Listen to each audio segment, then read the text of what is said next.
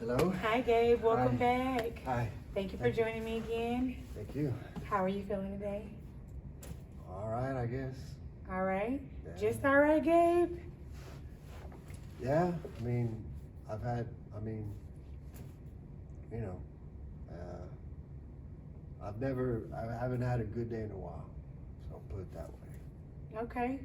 All right. So I understand. Definitely can understand those feelings of, just kind of being down and not really having life be in your favor. Yeah? Yeah, I mean, I had a choice, I was either come here or stay home and get drunk, but I did that last night, so that's why I'm here right now. Okay. So let's talk about that. So the last time we talked about, some of the life choices that you made when it comes to substance and alcohol abuse, right?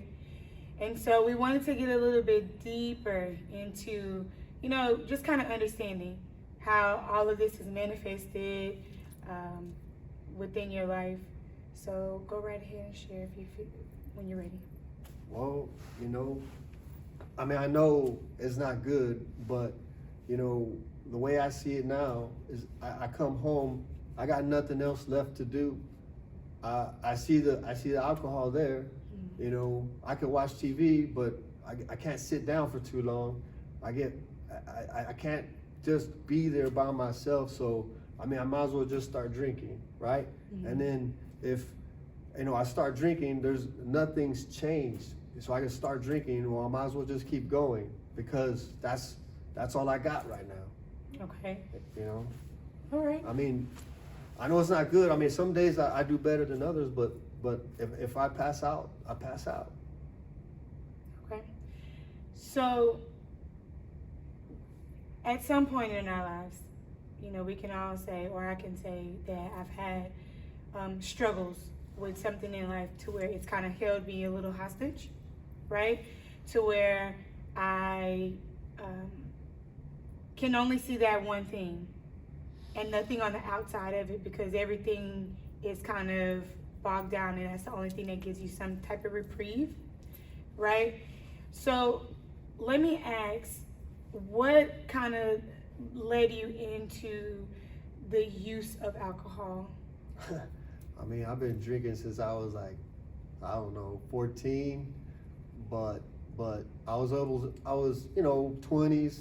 I started doing some dumb things. I got DWI. When I hit 30, that's when I started, drinking more heavily.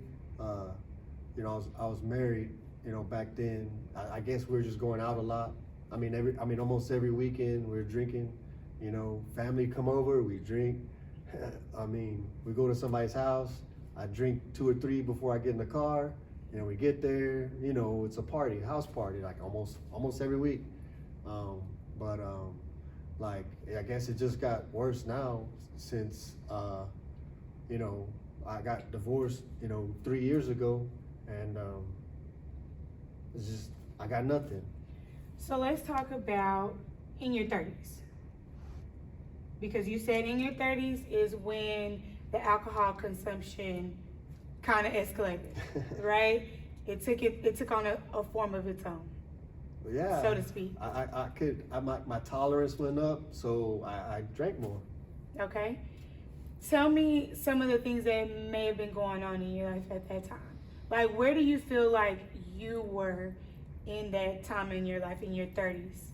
I didn't make that much money, but I had an okay job. I had a wife.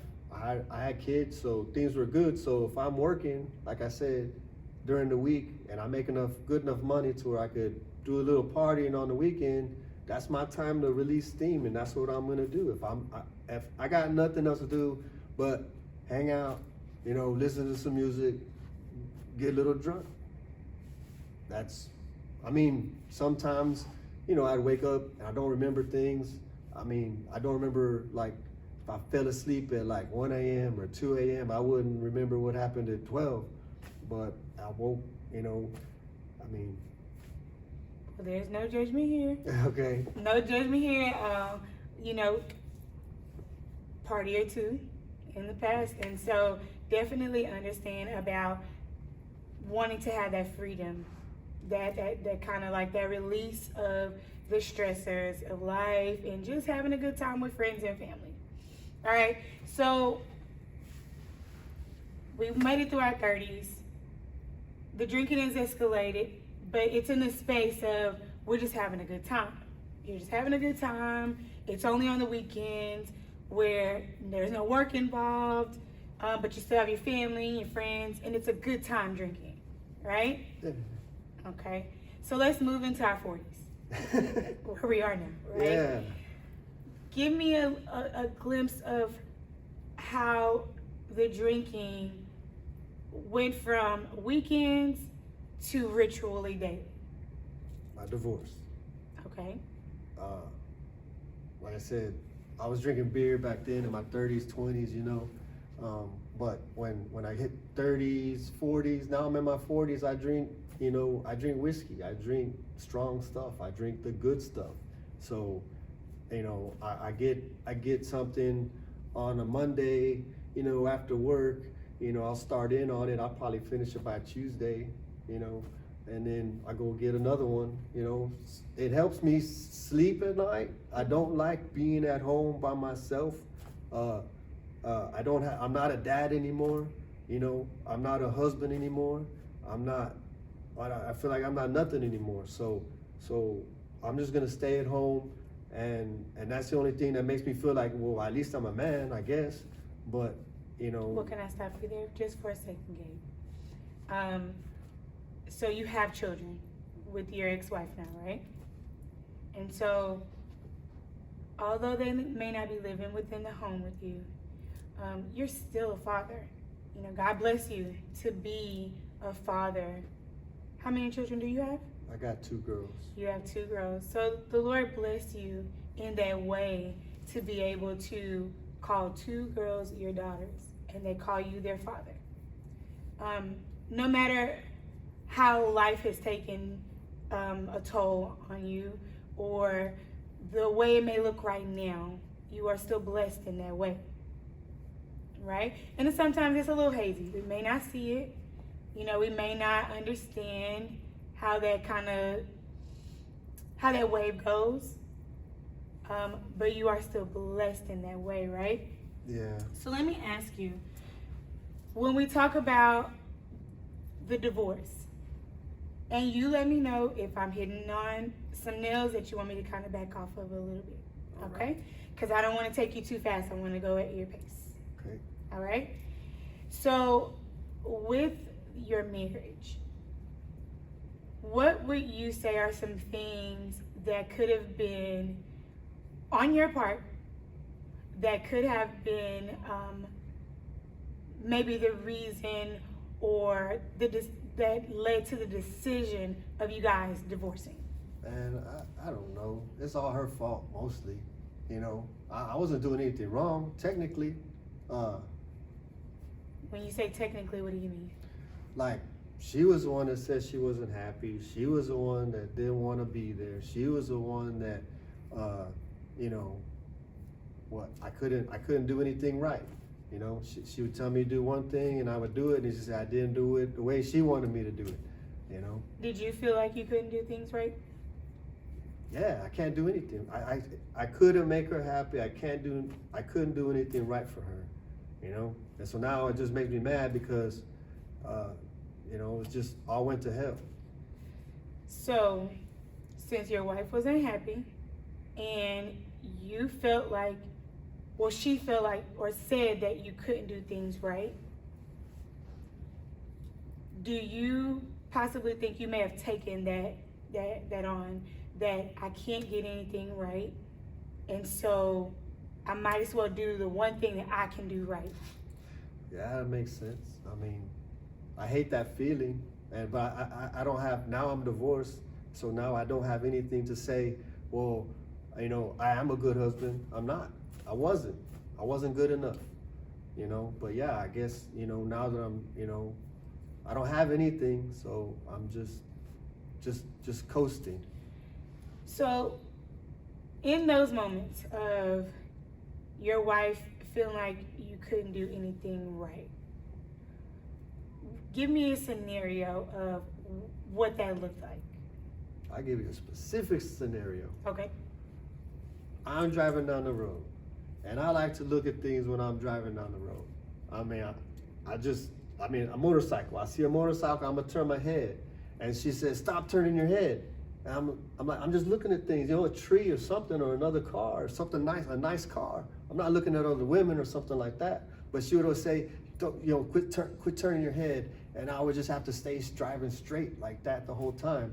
And it was like a prison, because she was just telling me that I had to not look around, just keep my eyes on the road, because she was scared, because, she got in a car accident once, and all of a sudden I gotta keep my eyes on the road. I can't look left or right, and it's aggravating. It was aggravating. Mm-hmm. So that was a specific instance where it was like, man, I can't even drive right. But you know that you have the capability to drive right? Yeah. You went to, I don't know if you went to driver's school, driver's ed or anything, or you have your Texas driver's license. Yeah, I haven't been in an accident since I was like a teenager. So that's a small situation, right? But if we take that feeling of knowing that I have what is in me to be able to drive this car without putting us in a dangerous situation, right? And apply that feeling that we have of knowing that we have inside of us to do what it is that we have to do or what we need to do. Do you think that you could apply that same feeling to other situations that have happened? Yeah, it's just harder when I'm by myself to Mm-hmm. control that voice in my head, I guess. Okay. What do you feel like the voice is kind of saying to you? All that stuff. I'm not good enough. I'm not a dad. I'm not a father. I'm not a husband. I'm hardly a man. I mean, and that's the other thing that got me here was, I lost my job. Mm-hmm. I don't know if they smelled alcohol in my breath, but I know for sure, I show up late, and I got, I don't look too great, I showed up late too many times, they let me go. So now I don't even have a job. So you said it right there. The one thing that you did do was you showed up late to work. But does that mean you were bad at your job? No. No. You were good at your job. Yeah. However, the alcohol consumption, utilizing, or your life situations kind of bogging you down, caused you to make a negative choice, right? And that was to stay in bed late. Well, I couldn't wake up. Yeah. Yeah. Well, yeah. However, It's none of this makes you a bad person. None of this makes you a bad person, Gabe. It doesn't. Do you have to work on making better choices? Of course, we all do. We have to learn how to make more positive choices that can lead us to the goals that we want to have in life. However, we have what we need inside of us to make those choices. We don't have to listen to that voice that tells us that we can't do it, right? We can listen to, I am a good person. I am strong enough to do this. I can make it to work on time. I can leave that bottle where it is, right? So here's a homework assignment for you. I want you to make a list for our next session, right? And I want you to make a list of your strengths and weaknesses, okay? And right now it might seem like, oh, I have so many weaknesses, but you really don't. Narrow it down to even the smallest things, okay? Like, I comb my hair really nice, right? Or like, I trim my beard up great, right? I dress pretty nice, I'm pretty nice to people that I come across, right? I want you to make that list, and I want you to start looking at how that list will start outweighing one another, all right? And we got to start having some more self-positive talk. Yeah. All right? No more of that negative talk about yourself, okay? All right, so I'm looking forward